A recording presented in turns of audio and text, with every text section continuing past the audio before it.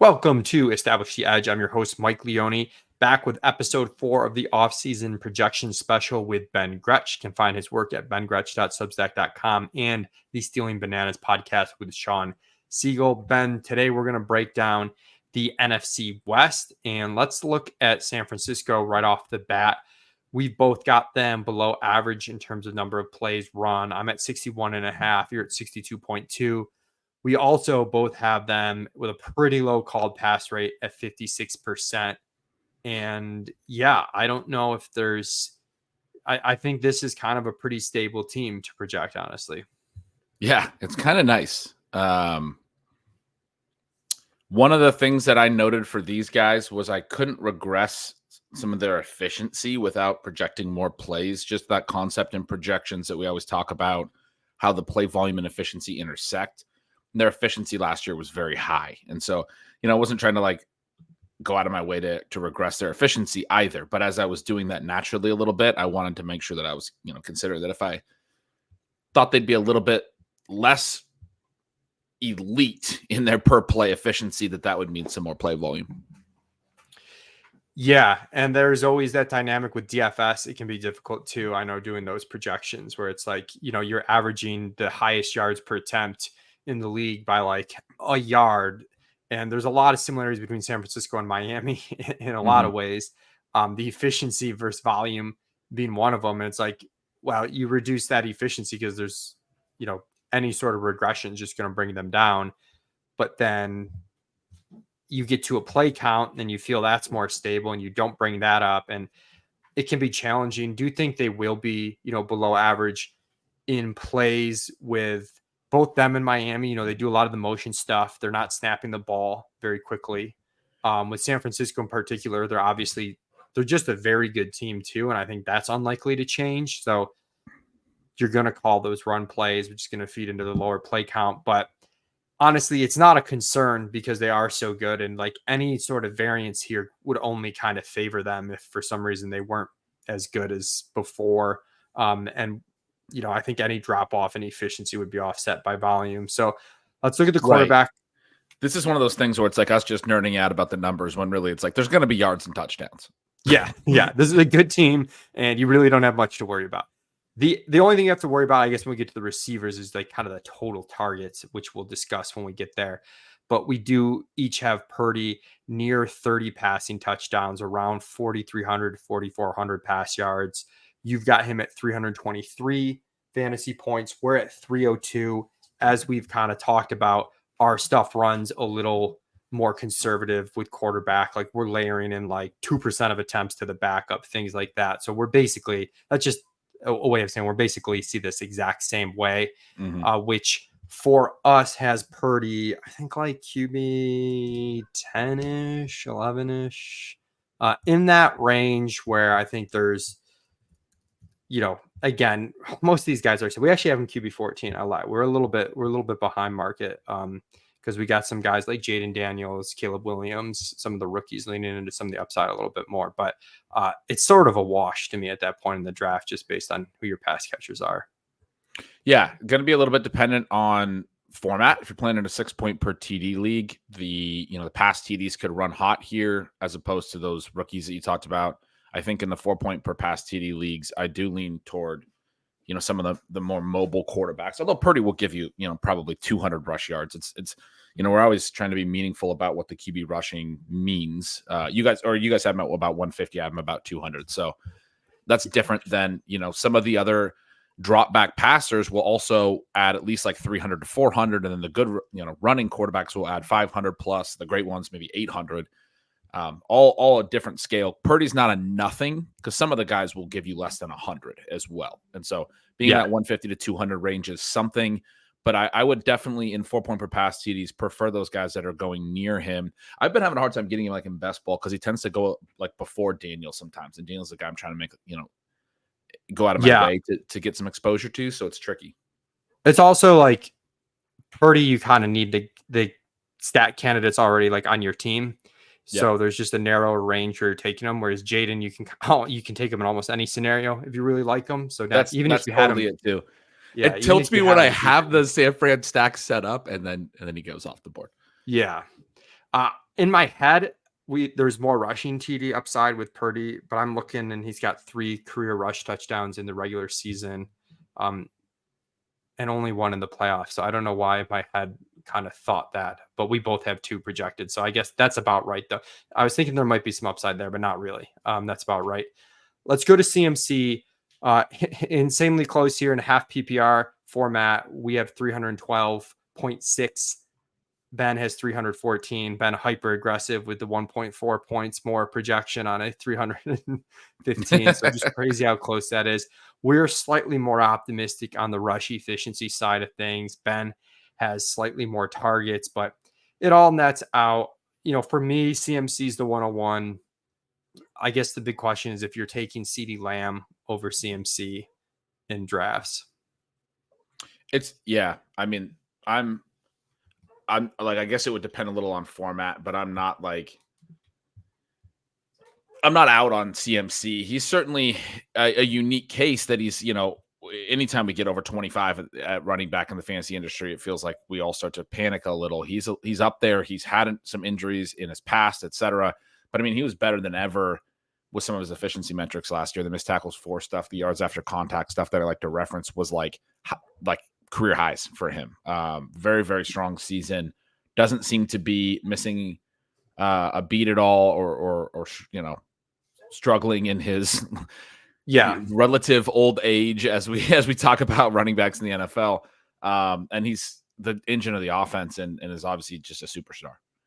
Yeah, such an insulated offense. And like we usually see, I mean, the guys with the age you really have to worry about are guys we make some excuses for whatever reason. And it's like, oh, he'll be better this year because of this. And it's like, once you start to see the signs, you get concerned, even if you can make excuses. With CMC, we don't really have that.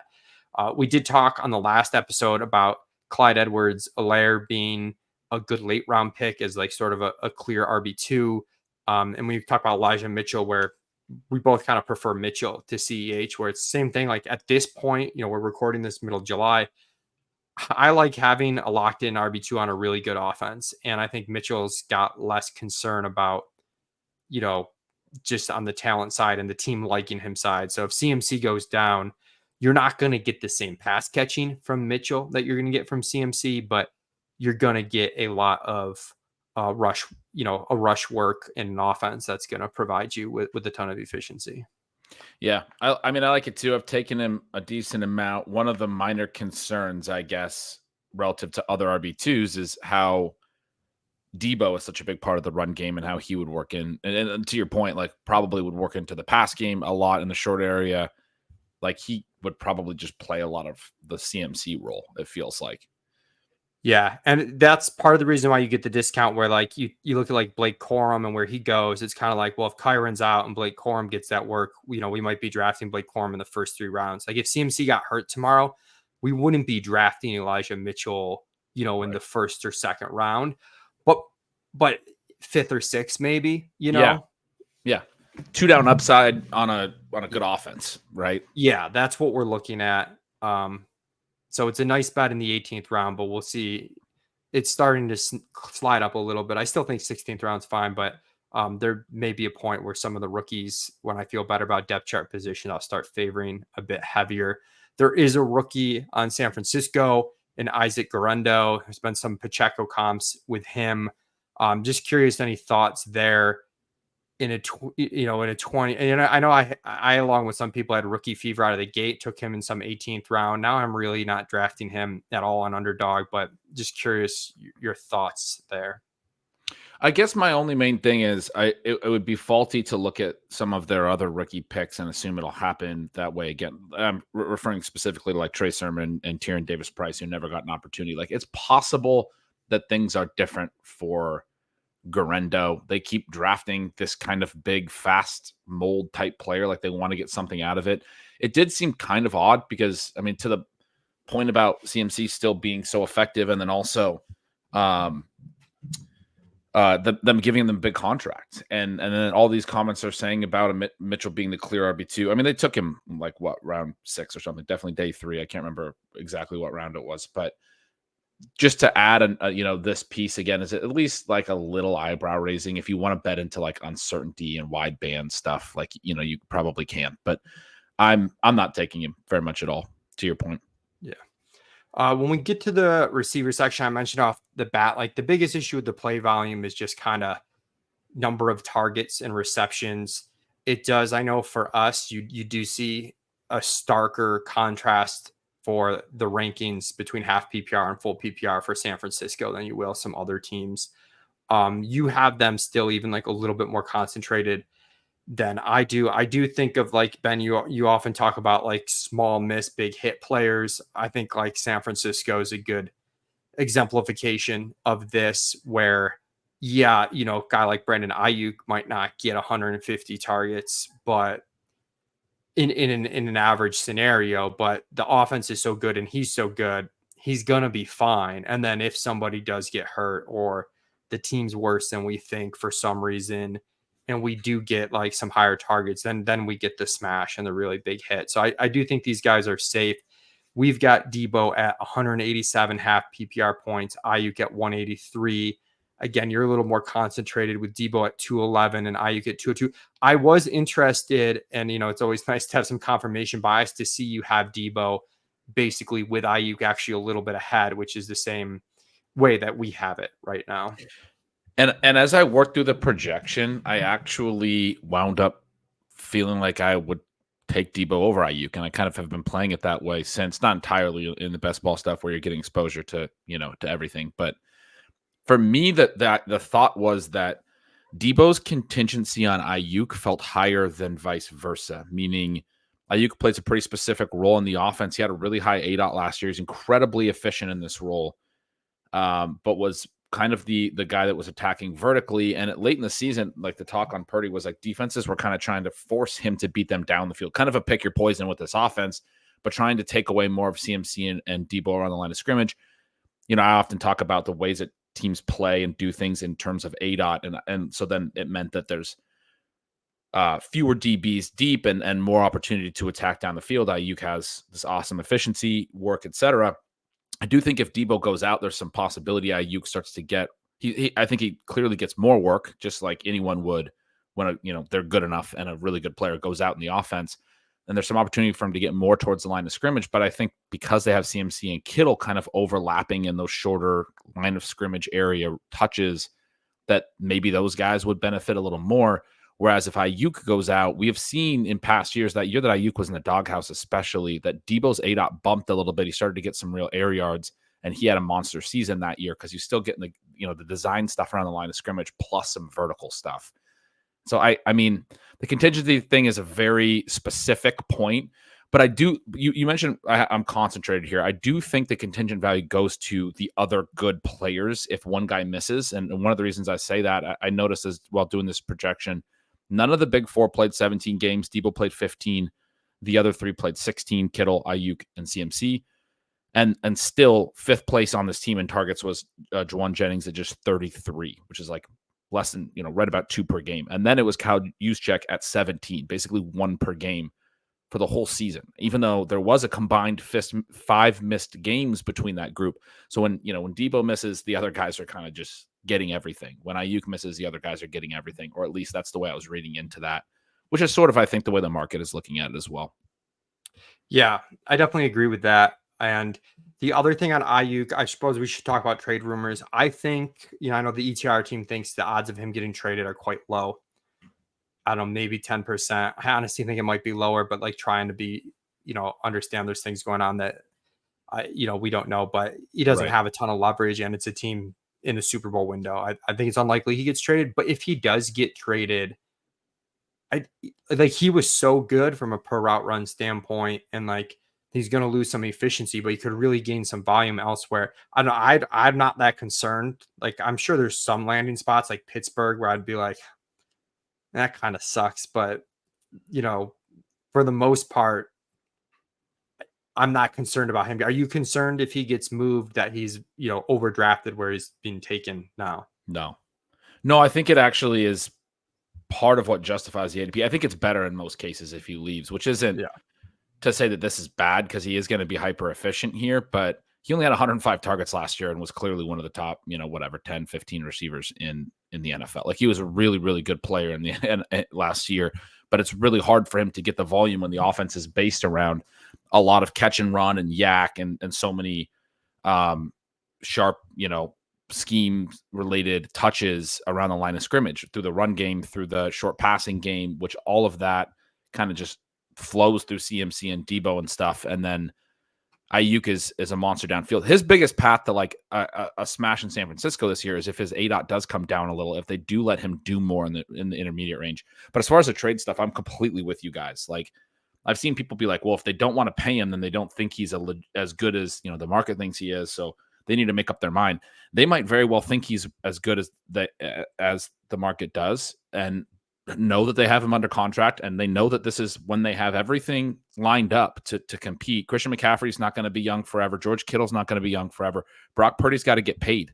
Like they have a couple more years to really go after this thing. Why would, when I say a couple more years, that might be 2, 3, 4, but why would they just give up one of those years and make themselves less competitive? Like they can just play out Ayuk and let him go in free agency, but they want to compete this year. They're right at the top of the NFC. They're expected to be right back in the Super Bowl conversation. So trading him off because they don't want to sign him to a long-term deal that changes their salary cap picture and everything doesn't mean that they don't think he can help them compete. Those are not, that's not a required logic jump.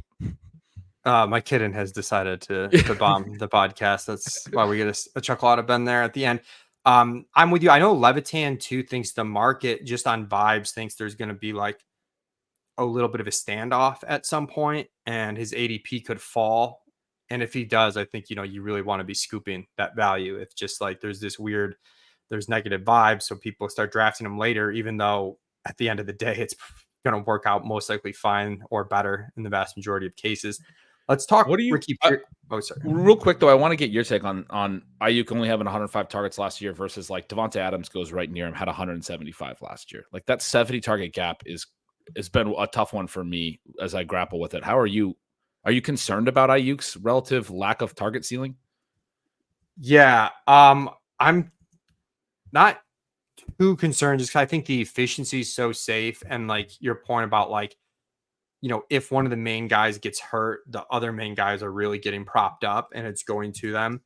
But I will say that like, again, we have a big discrepancy on Ayuk between full PPR and half. And I don't want to be too granular, but I'm probably taking Devontae Adams on FFPC over him. And I'm okay taking Ayuk over Devontae Adams on underdog.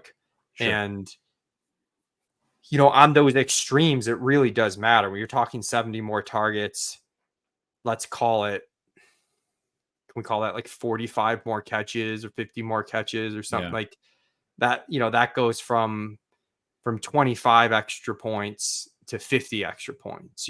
That's like 4 extra touchdowns that you give Devontae Adams on catches with the same seasons. So I'm splitting it that way. And it is interesting to even see that like relative to market, we're like right in line with Ayuk on underdog. I sometimes take him a little earlier than we have him because I think like our Mike Evans projection's hot, and I'm definitely taking Ayuk over for Evans, especially with the ADP. But on FFPC, we're a bit more behind. That makes sense. And it can be, we see it that too. Well, we'll talk about tight end in a second, but let's go to Pearsall. First round talent, very athletic guy. I'm struggling with this one right now. We have a pretty big fade spot on Ricky Pearsall. We're projecting him for 46 targets and feel like we had to be pretty optimistic to get him there. You're at 31, which honestly could be more realistic, or somewhere in the middle.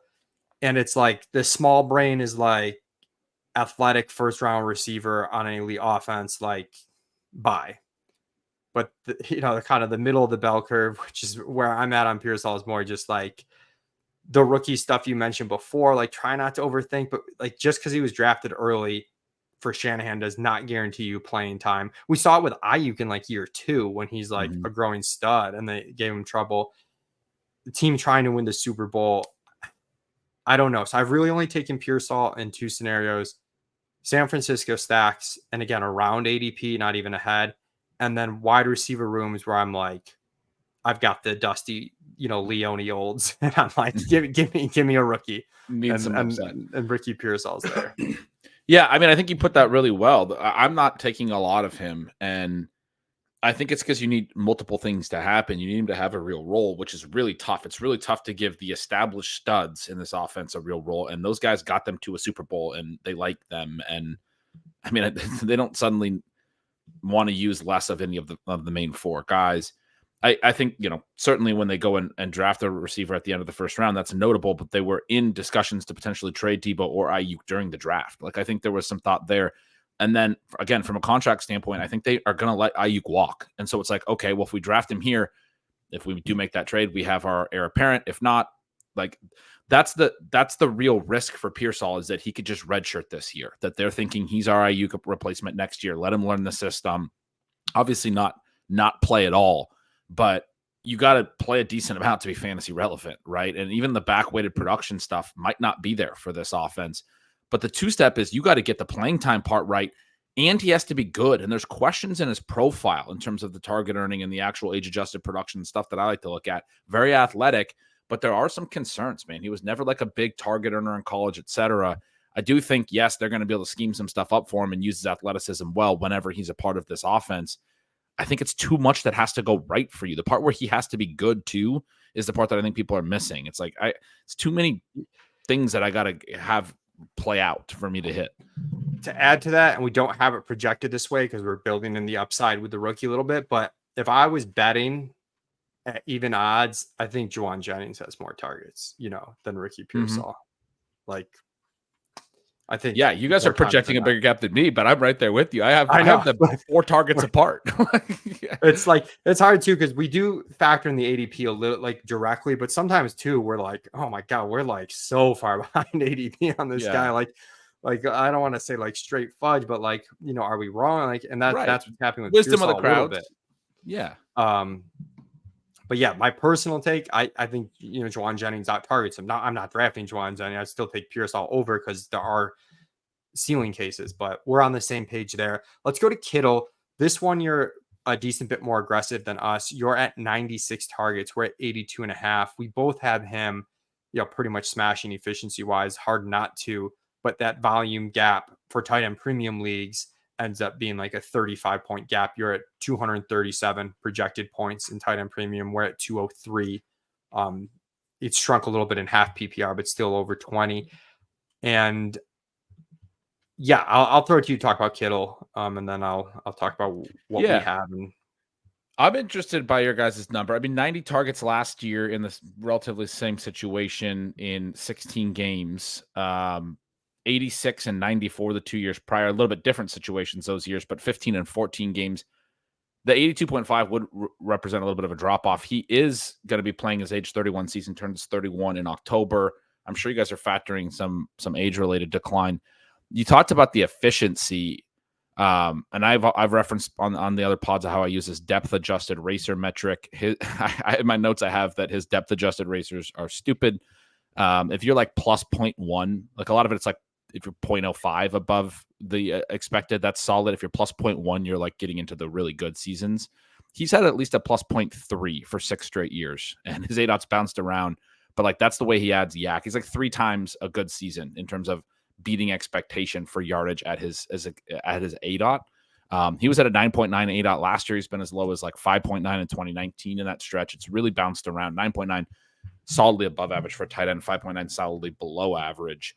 The efficiency is so strong on him. And the key thing for me in terms of how to play him, where I think he's a real nice value, is, again, we talked about the contingency type stuff. Like if Debo misses time at Kittle's cost too, like I think Kittle's projected targets probably take a bigger spike for me than Ayuk's because of the overlap at ADOT and where they see a lot of their work.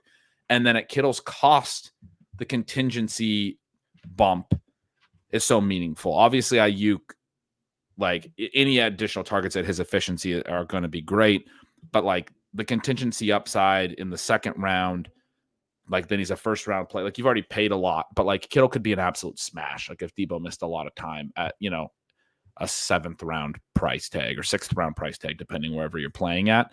I see some scenarios where, again, like if Debo or CMC, the guys that get other short area targets, were to miss time and they kind of have to lean on Kittle more, it could be like he could be one of the ADPs that looks broken when we look back on it. Like, why did we let George Kittle go that late, you know? Yeah, he's so talented. I do think we're going to come up on Kittle. Just looking at it, I think probably two things going on for us. One, I think our projection maybe is just like on the conservative side to start, but then, we always kind of scale down where we project, 105% targets and scale down to 100% to kind of like bake in being conservative and, guys could miss time and stuff.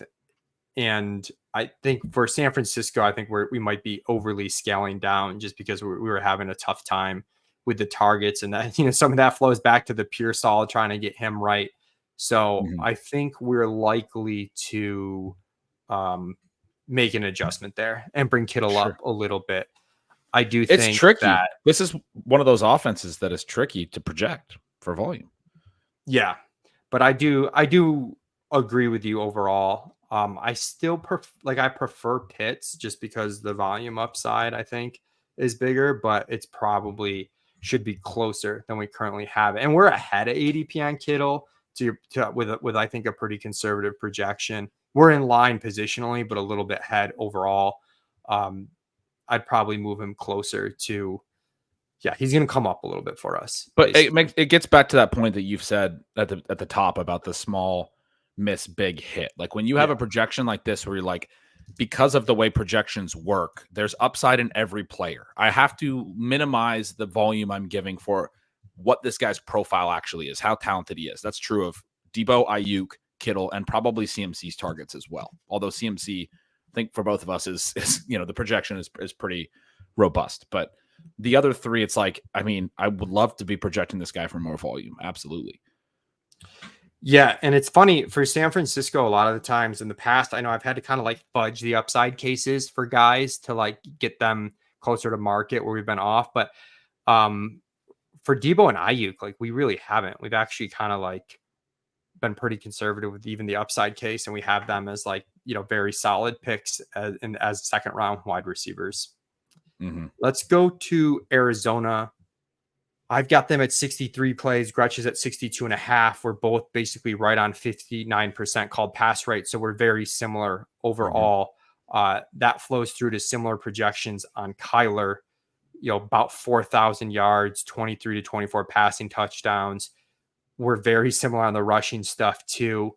Basically 90-ish carries, 520-ish yards, and just shy of 5 rushing touchdowns.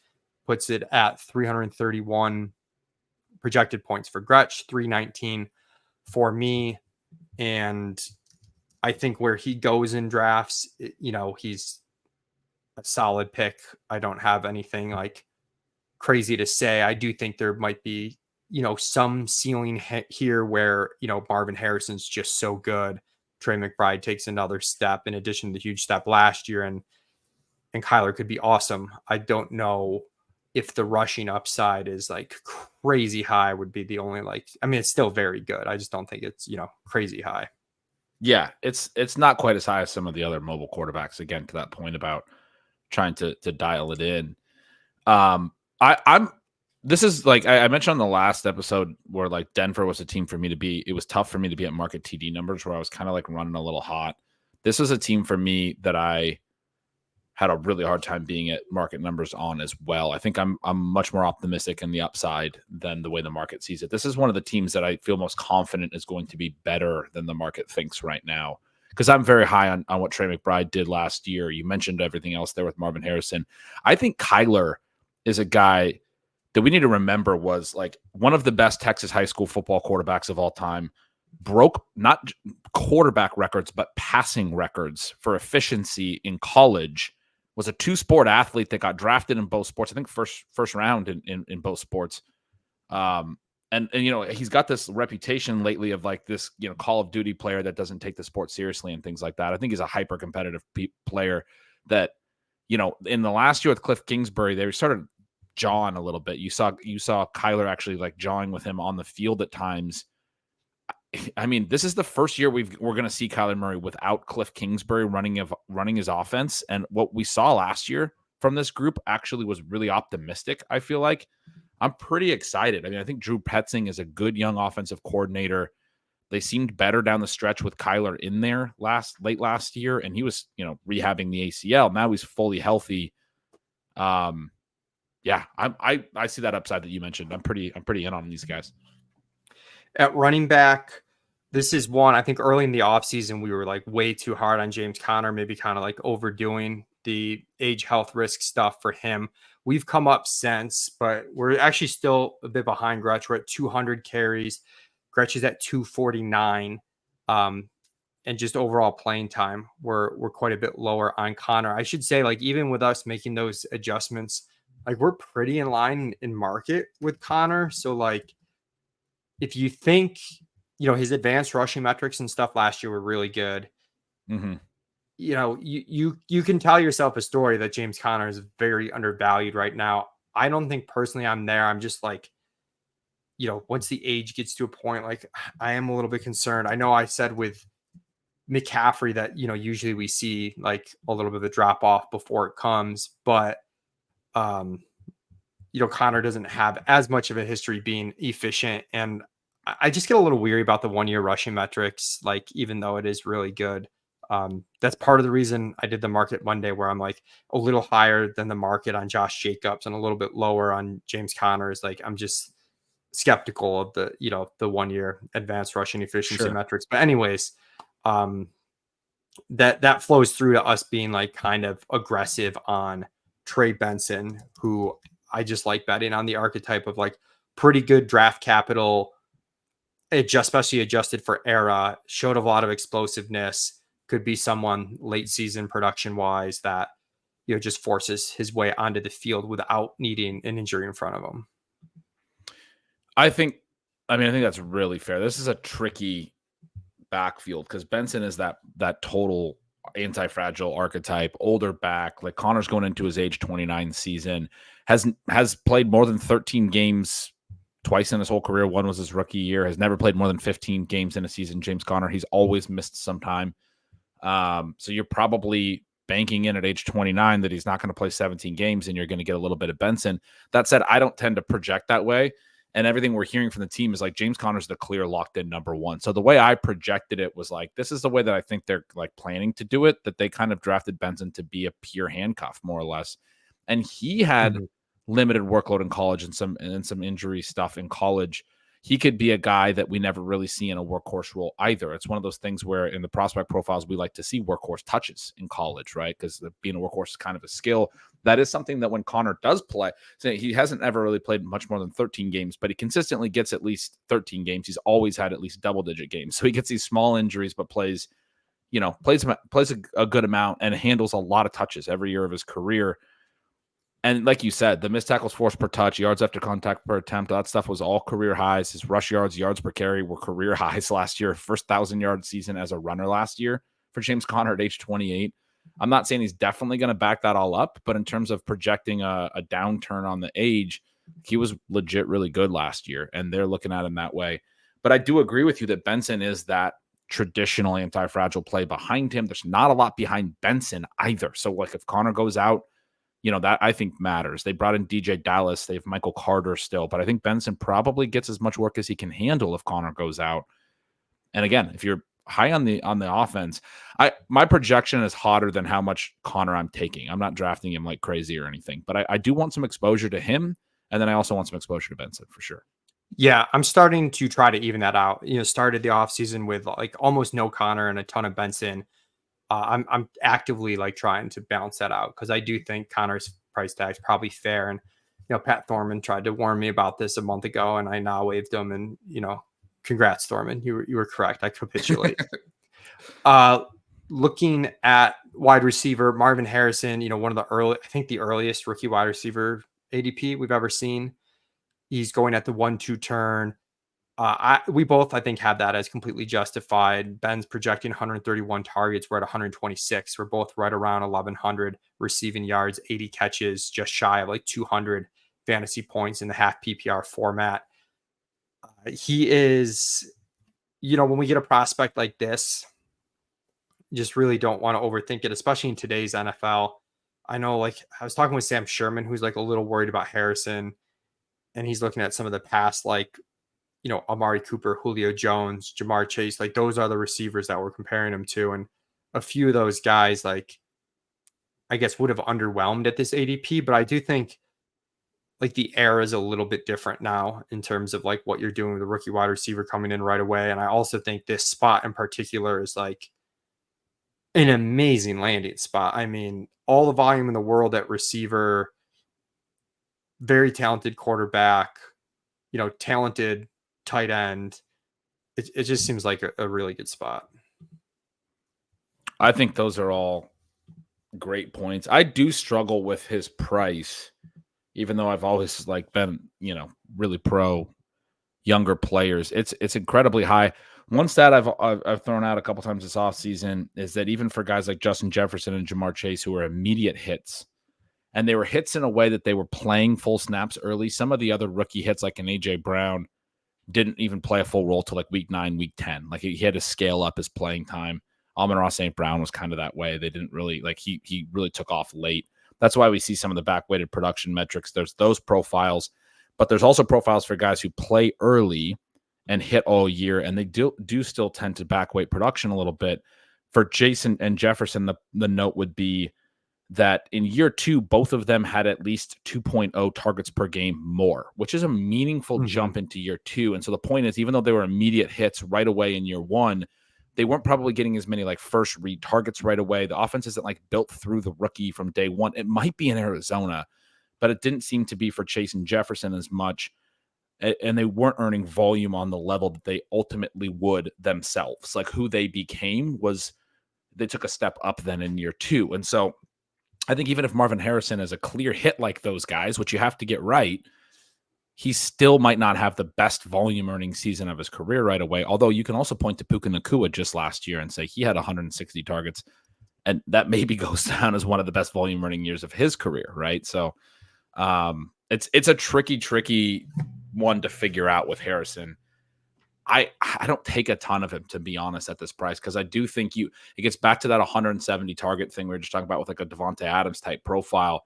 I do think the veteran receivers just have more of a chance to just really rack up targets and bury, the Harrison profiles with just pure volume, which is the way we used to play fantasy 20 years ago. Yeah, I'm maybe slightly more optimistic, but I think the price is right, I guess. So I'm pretty even with the field. So I have noticed, I thought someone pointed out somewhere on Twitter that surprisingly, Harrison's tag is aggressive in home leagues too, where you would have thought, it'd be a 2-3 turn smash or something. Doesn't, when we do the NFC East podcast, I think you'll get more of that discount in home leagues with Malik Neighbors than you're going to get with Marvin Harrison. For the receivers behind Harrison, Michael Wilson, Greg Dortch, Zay Jones, we've got this spread very evenly, and you've got just a slight tweak, which is basically taking 20 targets from Zay Jones and splitting them to Greg Dortch and Michael Wilson to get them more to mid to high 60s. We're more mid 50s on those guys. I know there's a lot of Dortch fans out there with his targets per out run and some valid arguments that he might fit in better in positionally, playing the slot with Michael Wilson and Marvin Harrison, outside wide receivers. McBride obviously is the tight end. That leaves Zay as kind of the backup. So I get that. I just don't have a ton of confidence with how it plays out, and just think it's weird they brought Zay in. It is kind of weird, and he also worked out for the Cowboys, and they actually had a clear need for Zay Jones. He's actually pretty solid, has still been okay as a veteran rotational player in Jacksonville the last couple of years. I think he would have been intriguing in Dallas. But yeah, that's how I'm projecting it when you note that I'm moving some Zay targets to the other guys. I'm projecting it him and Wilson are kind of competing for an outside role, and Dortch is kind of the slot guy that comes off the field in 2 receiver sets. Wilson, I got more interested in him doing the projection. He was pretty good at decent targets at a high ADOT last year and was efficient on that. And so the targets aren't amazing. The target rate or the target earning wasn't amazing, but like because of the high ADOT and the efficiency on it, I was like, okay, well, I maybe have written him off a little too quickly. And I know there's some people that are really in on Wilson, but I hadn't been taking a lot of him. But yeah, Zay's good too. I think this is part of the reason I'm actually in on this offense is I think this trio of ancillary receivers is actually like better than the names that you just slot into on as depth guys on a lot of these depth charts. Like these guys are a decent group that give them some depth. Yeah. And I mean, the prices are all very cheap. Wilson seems like he's been dropping a decent bit recently. You can get, I mean, I had a Rams stack, with the week 17 bringbacks where I needed receiver and just double attached Dortch and Zay in like round 17, 18, honestly, just kind of took the room there, and Wilson's falling. So the correlated builds with Kyler, Stafford, and best ball are pretty easy. I think in redraft, these guys probably, Wilson would be the one you probably making the case for. Maybe watching Dortch just because those slot guys in PPR could rack up stuff if it breaks a certain way or McBride gets hurt or something. You could see Dortch is so weird because his actual targets per route aren't that great overall. Oh, but the games where he in my head it is. Yeah. Because he has this list of games where he's had like 9+ targets. If you go to his career game log, I think it's like 5 times he's had 9+ targets. And then there's like a bunch of other games, or 6 times. I just pulled it up. 4 of those are 10+ targets. He's got 3 9-catch games already in his career. And then there's like just a couple more between there and like everything else in his career is like 4 or fewer targets. It's like he gets 4 or 10. It's really wild. Yeah, I do remember sucking out on a prop under on Dortch where we like totally misread. It was this Rams game last year. He had 9 targets, but he only caught 3 for 27 yards, and we sucked out on it and the efficiency under there where we totally got the playing time wrong. Let's go to McBride. I know you're a big McBride fan. You've got 128 targets. We've got 113. I think we talked about this a little bit before. You're building in that his role might be a little bit more downfield this year. I can see our catch rate is higher because we have almost the same amount of catches on those less targets. We're probably pretty close on TD rate. You're slightly higher on TD rate, yards per catch than us. So McBride does have a few outs here, whether it's just incredible volume or the efficiency stuff, expanding on what he did last year. Yeah, the catch rates are crazy. 74%, 76% in his 2 years are really, really high, even at a low ADOT. His targets per out run for the season was very strong, 25.9%, better than Sam Laporta. Yards per target better than Sam Laporta. Yards per out run better than Laporta, just by comparison, because those are kind of the 2 young true breakouts last year in my mind at the position. Laporta was about a 1.75 yards per out run guy. McBride went up over 2. The big note on him was he didn't play much to start the season. And I know people are concerned about the fact that he didn't immediately beat out Zach Ertz, but we also say going in that tight ends sometimes take time to break out. So the fact that he broke out middle of his second season, to me, I don't want to like count against him. He started in week 8. His snap share that game jumped from 53% the prior game to 82%. And from then on, there was a clear role change. He was the starter the rest of the way. They traded Ertz like right after that. But week 8 is when the snap share jumped. His week 8 on pace was 144 targets, 112 catches, 1,114 yards, only 5 touchdowns. But I mean, it was massive volume. And then I go back to that Harrison thing where I touch about how the rookies don't necessarily earn massive volume right away. I mentioned Jefferson and Chase. They had 125, 128 targets as rookies. Neither had a mobile QB. That's why I'm a little concerned about Harrison being able to come in and rack up like 150 targets, which I expect from like an early second round wide receiver. But if he's at like a 130 target range, that's drawing coverage away from McBride, but not making it impossible for McBride to potentially lead the position in targets too. I mean, like, I just think everything sets up for a Trey McBride smash season. He's my tight end 1. I'm not. Let's not bury that. Ben dropping the fire with the T1 for McBride. I'm not as high on McBride, but I totally agree that like, I think they drafted Marvin Harrison, so now you have to worry about McBride argument's really dumb. There's plenty of targets to go around. It's going to make the offense better. I don't think it hurts McBride at all. I think if anything, it helps him. Do think just another guy though, like bigger discrepancy between half PPR and FFPC. Like I look at our ranks and like we're ahead of market on FFPC and behind market on an underdog just a little bit. Positionally, I think we're in line. But comparing him to Kittle, we've got him on average, if you average our projections, mine and Gretch's, like with 23 more catches, like it's a lot of catch volume. A similar thing going on for me with Dalton Kincaid as well, where do have some different things. I do think, both those players, though, there could be some efficiency bumps. And just from a film take, part of why I'm so into McBride, dude, he was a beast down the stretch last year. If whoever your biggest film, buddy is, ask him, he'll tell you that McBride looked like Gronk at the end of last season. I had a really good year in the Thunderdome in DFS, but I kept like getting nipped for first, and I had a bunch of and one of them I was like set, and McBride catches like a 60-yard jump ball, gets the bonus, and then like that dude was chasing me down like every other week. He was a beast down the stretch. Let's go to Stafford and the Rams. We've got them both like right about league average plays per game, 63.5-ish, just shy of that, both around 59% called pass rate. I don't think there's a ton to digest there. I mean, it's pretty much who they are. On the passing side of things, the biggest discrepancy is Ben's got a bit more pass efficiency on Stafford than us in terms of, completion percentage, YPA, and pass TD rate, which puts him at 290 fantasy points and 4-point passing TDs, puts us at 267. I do think that's a spot where we maybe come up a little bit, because I know we're behind ADP positionally on Stafford, and it's likely due to that efficiency. It speaks to the fragility in the pass game, though. I'm again projecting health optimism and a little bit more of like things go well for this team outcome. I scrolled down immediately when you said that to look at our Cooper Kupp lines, and I'm definitely a little bit higher on than you guys relative to our Puka lines are very close. I think it's just it's to that point. If Kupp's back and healthy, and you have both Puka and Kupp, then his efficiency can be good. If Kupp misses time or isn't healthy, or if Puka misses time, like there's not a lot else in this pass game that you would rely on. Suddenly Stafford's line wouldn't look as strong.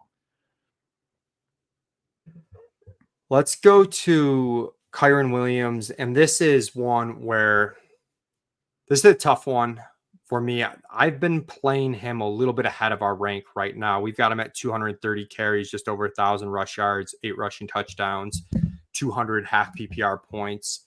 You're more optimistic at 276 rush attempts, and that leads to 254 half PPR points.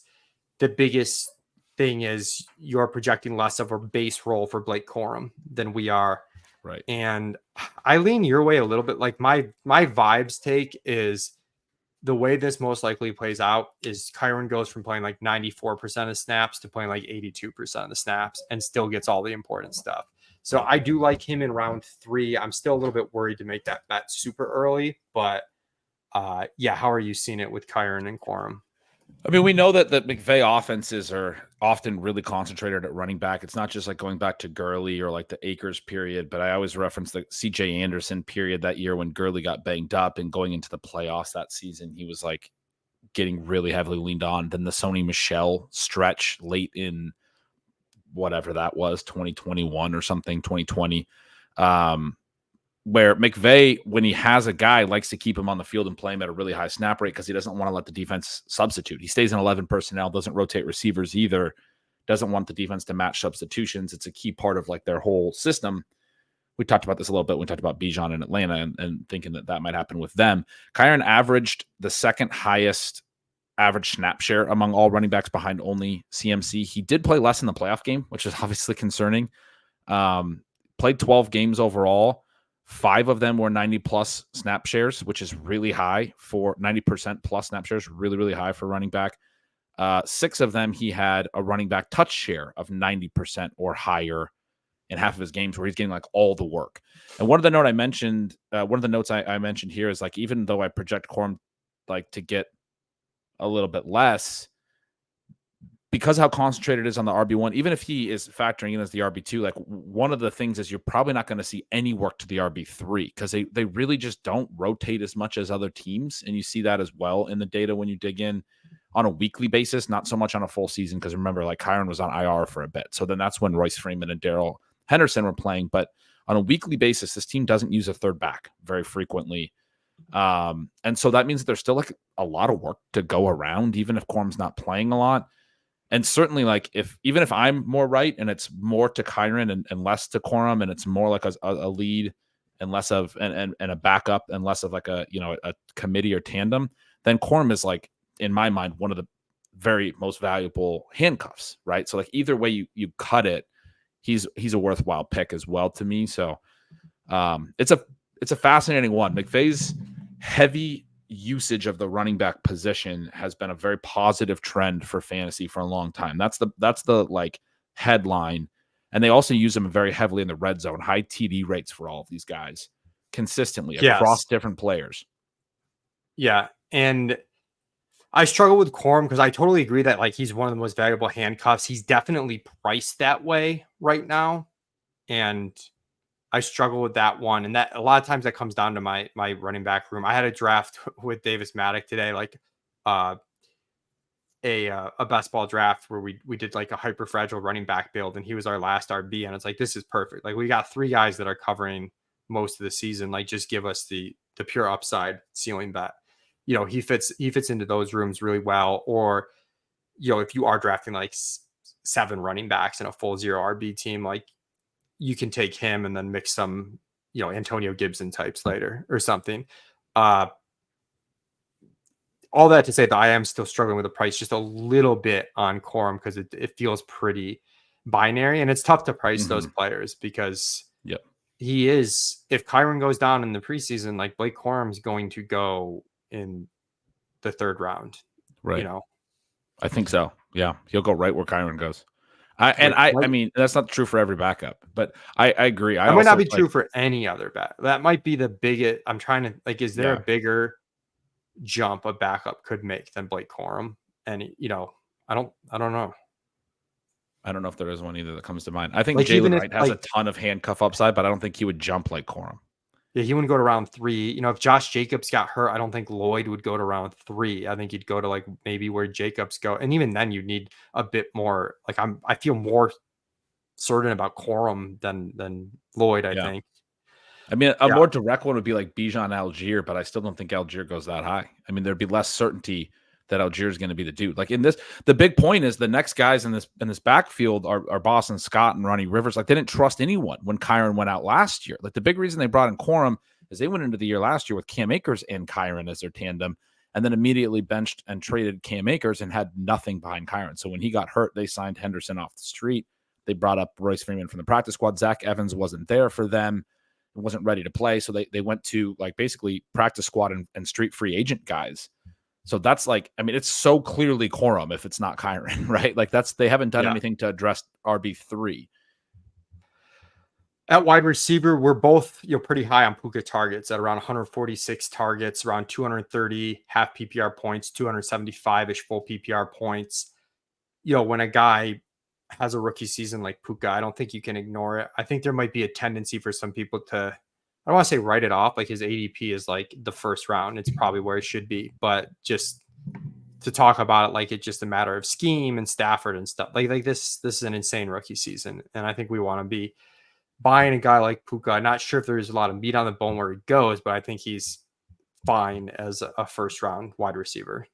Yeah, the best comp I've heard is from my Selling Bananas co-host Sean Siegel, on which is Anquan Bolden, who had a monster rookie year and then was a really good player for his whole career.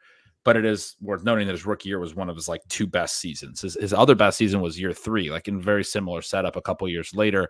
Puka's still in the same situation he was in, but I do think you can make a case that last year's closer to his statistical season than, for most rookies, we're like, how are they going to build on this for year 2? And I do think you can make the case, like, it's hard for him to build on 160 targets and what he did last year.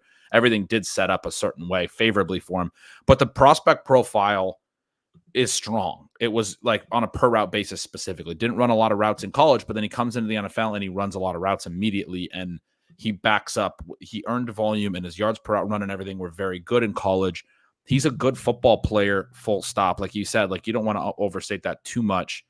One like really minor note that I remembered when I was going through his game log and projections, he had 35 targets in weeks 1 and 2. He had the 20 and the 15 target games right out of the gate. and then he had 142 target pace from there, finished with 160 total. We're both projecting him in the 140s, and that's in part because Kupp, we're projecting to have a lot more targets than he did last year. Kupp, because he was missed time and was banged up, actually ended up with only a 700-yard season. So if you're thinking Kupp gets over 1,000 receiving yards this year, it's got to come from somewhere. It's a little tricky. So anyway, the idea that Puka might be more of 140 to 150 target guy instead of the 160 he had last year, maybe that comes off his yardage and stuff.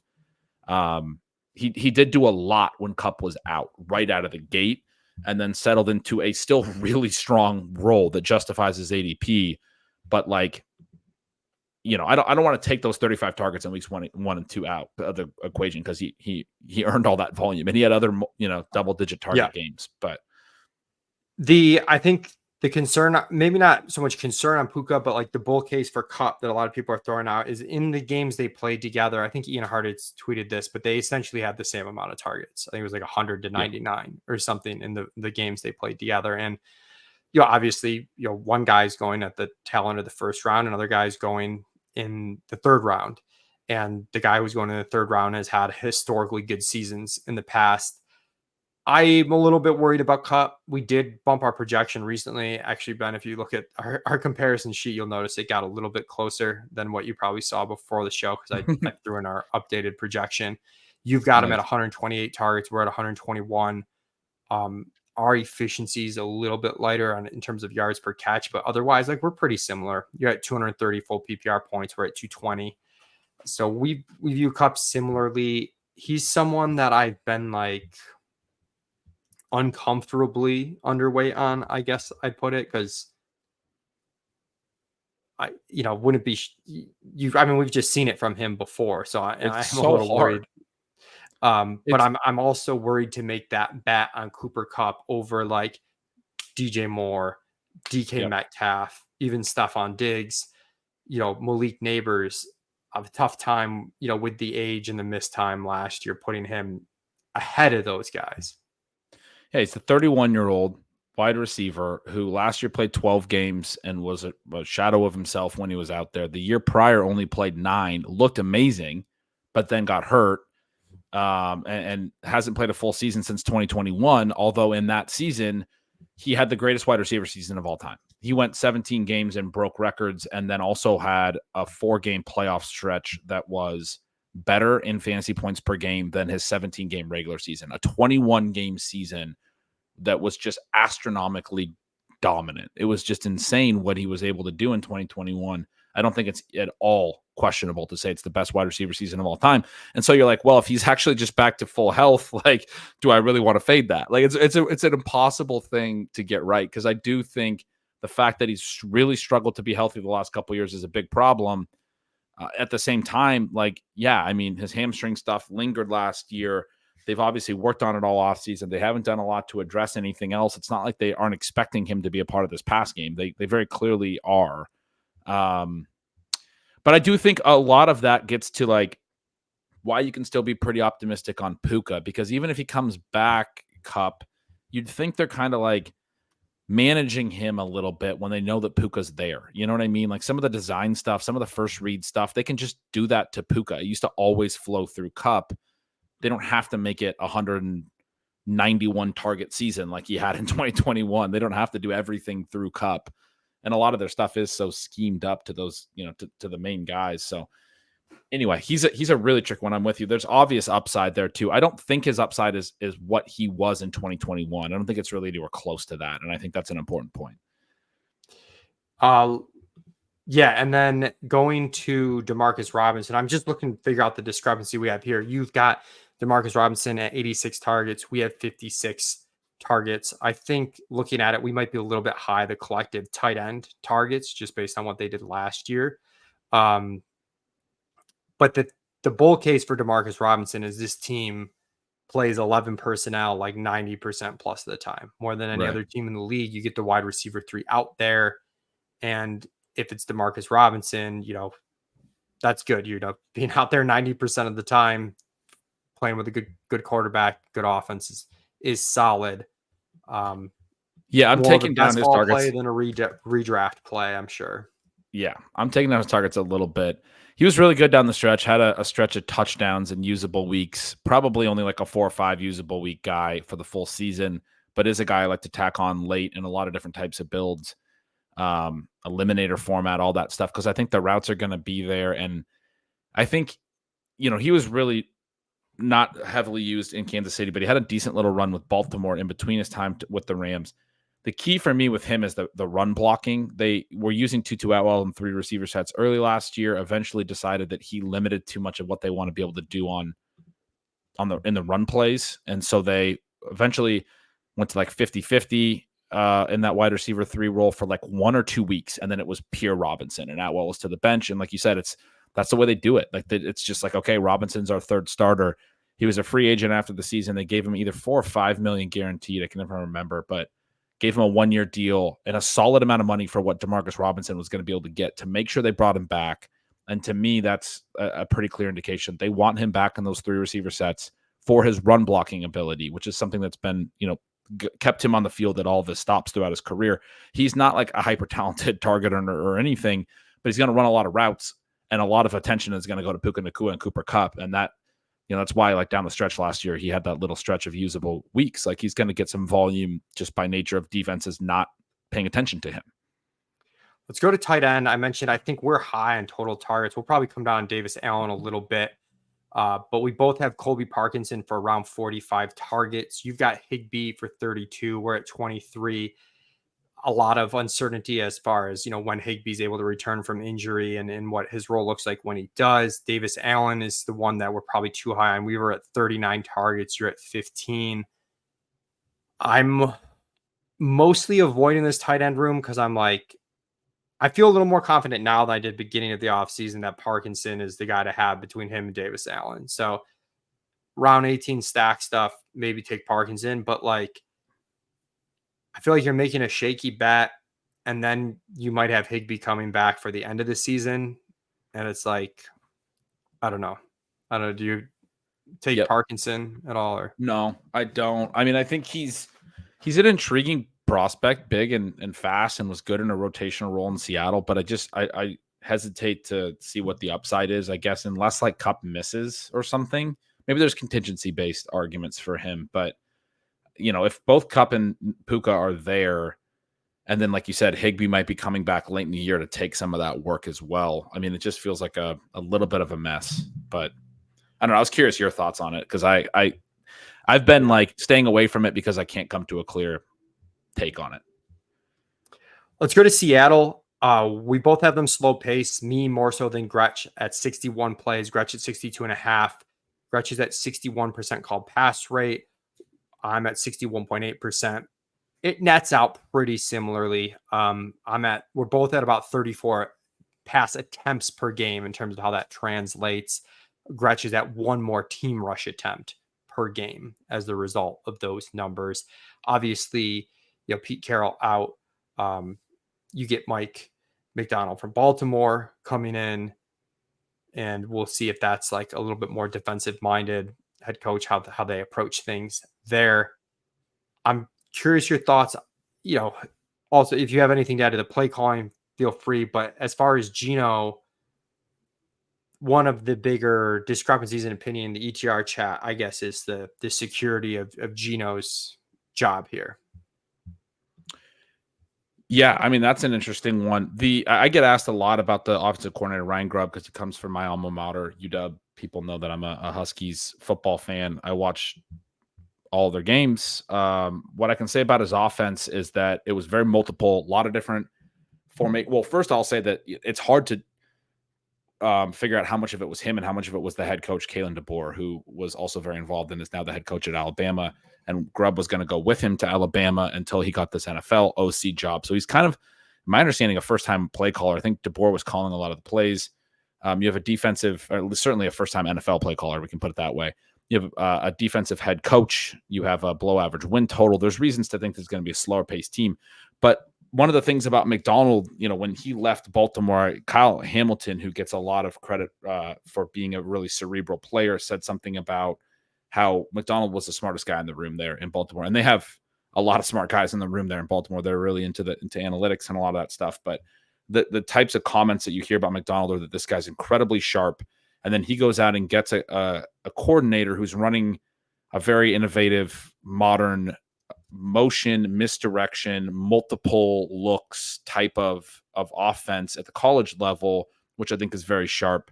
And I think those things, like whether or not Grubb can bring all of it without DeBoer is a big question, and whether he's going to be great at play sequencing and play calling and all that is a good question. But in terms of like what McDonald was going for with this OC hire, I think you have to be optimistic that like McDonald knows what he's doing and he's thinking in a forward way.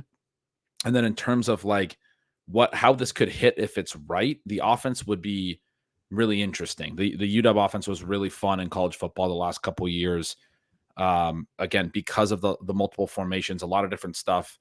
They were one of the few college teams that, you know, as soon as the Dolphins started doing the exit motion, the same side short motion stuff, UW started doing it a little bit, and not really doing it in a major way, but just the fact that they're willing, like they're watching other innovative offenses and they're integrating it in season. Like they're trying to iterate constantly, which is what you want offenses to do. If Grubb is like the heart of that and not DeBoer, which is a question, but like Seattle could be a fun offense, just schematically. I'm with you. And that trend, like I like Geno. You've got him at 297 fantasy points. We got him at 270. We're building in a little bit of risk. I know like a couple of it, like Dink is like really worried that Howell is like a serious competitor to Geno.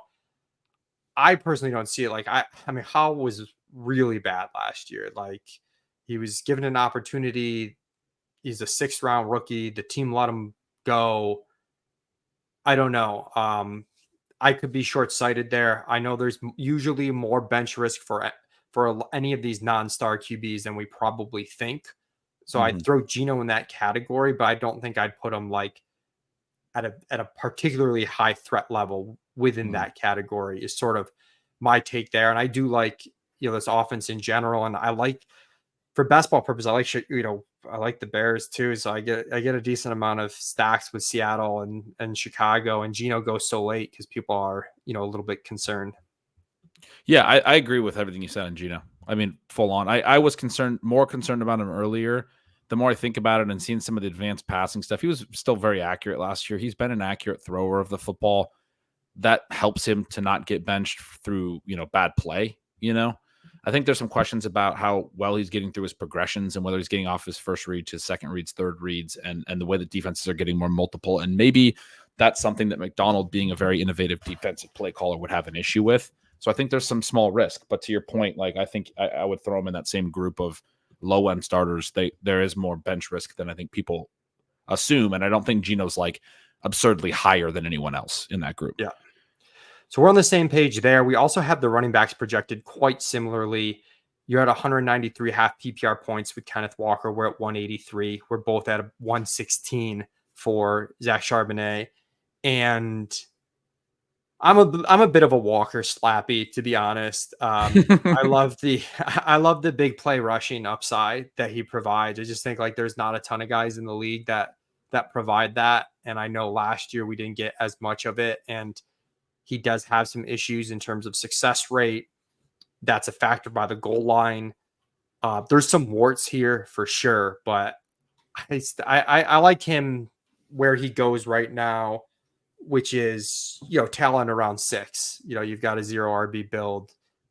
You know, it's tough because sometimes the last of the really good rookie wide receivers go there too. So you got to make some choices for sure. Yeah. I like it when he slides. Oh, go ahead. Yeah, I would say the way it spits out is like I'm like fine with both these guys at ADP. My heart probably likes Walker a little bit more than our rank. Yeah, that note you're making about the receivers in that range is tricky. I tend to take him more when he slides a little behind that, and I don't have to make that decision. But I'm with you. As far as the like dead zone range backs, like a guy who has shown big play, efficiency, ability, and is probably being held down a little by workload concerns, is the kind of guy that can smash if something were to happen to Charbonnet, et cetera. Like there's probably contingent upside here as well. He's very boom busty. The success rate stuff I get. He's also hit on big runs, right? The yards per carry a little bit worse last year, but the missed tackles forced per touch was actually much, much better last year. He's an elusive player, And, the yards per carry probably lower last year just due to fewer big runs, right? It's just a matter of like, can he stack enough of them? But to your point, I'm kind of a Ken Walker slappy too, because I'm like, well, what if he does? Right? Like that's the answer. Is Yeah. like it could be good. And there's not a lot of guys that can break off, runs from distance like that, which I know sounds like such like a simpleton take, but Yeah. there aren't a ton, and I do take To your some of the point about the guys. meme, like it's Yeah. the big brain and the small brain is just like, well, what if he does? What if he runs for a lot of long touchdowns? The success Yeah. rate stuff's the middle, like people are thinking through it intelligently. I'm just like, what if he? I've been all over that meme in this podcast, depending on Yeah, the player, but we are on the tail ends with our Kenneth Walker take. Think Charbonnet's fine, and you can like both of them if you like the offense, and it's like Walker's got this big play upside that's maybe like not totally accounted for, but the playing time risk that if he flops and Charbonnet cuts in, or he gets hurt and Charbonnet's a very clear handcuff, I think he's fine where he goes too. Yep, I take Charbonnet. A little bit more probably pass catching than rushing. Like in the base projections, we both have them very close in the pass catching, but obviously a lean towards Walker in the rushing. Their snap shares were very close last year, but Walker's playing in the run scenarios. Sharps is playing in the pass scenario, so there's more touches for Walker. But that also speaks to Sharp's like role is better than even his touches show. He's on the field. Mm-hmm. He's a part of the offense, and so I think that's a big positive. And the fact that he already has the receiving, a lot of times with these second running backs that already have a good receiving role, if the lead goes down, then you see the 3 down everything role that you're hoping for. So like I think he has plenty of contingent upside, standalone value, nice 0 RB-ish target in that range, or any build, but he's very nice of that traditional 0 RB-ish mold where you get some standalone and upside. Yeah, that little hybrid value. At wide receiver, Metcalf, for me, we've got him both in mid 120s in targets. It's always hard for me to build in get the GAM factor with Metcalf, the PSM, whatever you want to call it. I take him. If Neighbors isn't there, I take Metcalf is where I'm at. I prefer Malik Neighbors. I'm not sure where you are on that, but that's sort of what I'm doing. I'll take Metcalf before the guys with worse ADPs like DJ Moore, Diggs, and Kupp, which puts me like at a pretty, I'm like slightly underweight on Metcalf. I don't have strong takes on Metcalf. Do you have a strong Metcalf take? No, I don't, and I'm underweight too because I don't have a strong take. I'm not like eager to click him. I guess part of it is the offense stuff I talked about, that it's very multiple. I think a lot of it is like designed scheme type, like first read stuff that kind of spread target share a little bit for Washington at the college level. And at the same time, if Metcalf hits in this offense, it was a very vertical passing offense in college. And if they add any of that, like that seems to fit Metcalf's profile very well. Like I could see him really hitting. I guess I just think that the target shares will be flatter. And so his price where it is relative to JSN and Lockett feels like the harder one to get to. But I don't love that I'm with you. I would take Neighbors over him. I do take him some over some of those other guys you mentioned too. So it's, yeah. The volume's definitely the tough part with Metcalf. And it's like, I don't see like a great case on like someone gets hurt and he bumps up a ton, you mentioned that with the flat, like some of these other guys that go there, it's like, we mentioned with Debo and Ayuk, like one of them gets hurt, all of a sudden the volume concern goes away. With like Metcalf, I wonder if he just kind of is what he is, regardless of like what's around him, for good and bad. We don't know how he's going to be using this offense, but one of the things that was cool about his profile, I'll go with targets per out run by year. 18.2%, 19.7% his first 2 years. And then it jumped to 24.8%, which is much more like clear number one, 24% in 2022. So back-to-back really strong seasons. Fell back to 20.6% last year, which is more like this, okay, deep threat, better than most deep threats because it's a high ADOT number. It's still a strong, like weighted targets per out run number. But it, like last year to me, I just wanted to mention that the targets per out run dipping a little bit was a minor concern for me in terms of that alpha target earning, which again is what we're talking about. Let's go to Tyler Lockett, who beginning of the offseason, this was a Leone special, but I've I fudded this one a little bit. I'm at 92 targets here. You're at 102. We're similar, like 130-ish half PPR points. The concern for me on Lockett is, we talked about a couple backs, not receivers, but with CMC and Connor of like, well, their efficiency was fine last year. Like, let's not panic on the age. With Lockett, he's at a career low 7.3 yards per target last year. I'm starting to panic a little bit on the age. Age 32 season. JSN, we get the year 2 guy with a new coaching staff, hopefully uses him in a lot better way. So I do think there's a point in drafts where it's like, I got caught at wide receiver early and I'm a little bit light. Give me a guy that's got some projectable volume. I'll take Lockett, but I've really reduced how much I've been taking him recently. And in redraft, I think he's a stay away type guy. I agree. I mean, exactly right. I was following you a little bit, your take on him really in the earlier part of the offseason. And when I went through the projections, got more concerned that the drop off in yards per target you mentioned, the yards per out run at 1.61 last year, lowest since 2017, which is probably his rookie year. I can't tell exactly from this particular spreadsheet, but yeah, I mean he's been an efficiency guy. It wasn't his rookie year, but anyway, he's been an efficiency guy for years. And so when the efficiency goes, he's never been a big target earner in like a per route run sense. New offense, older age, restructured contract this year, might just be the guy that kind of gets phased out as they make more of a focal point of JSN.